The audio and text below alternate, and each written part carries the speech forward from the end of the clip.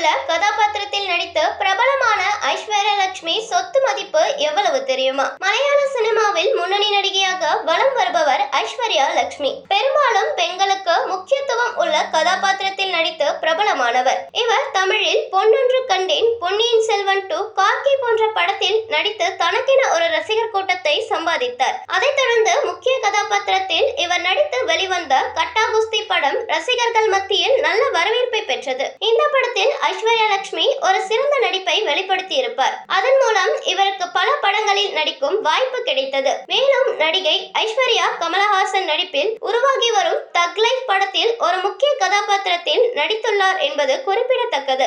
இந்த நிலையில் இன்று தனது 34வது பிறந்த நாளை கொண்டாடும் ஐஸ்வர்யா லட்சுமி சொத்து மதிப்பு குறித்து தகவல் வெளியாகியுள்ளது. அதன்படி இவருடைய சொத்து மதிப்பு சுமார் ரூபாய் 12 கோடி இருக்கும் என சொல்லப்படுகிறது.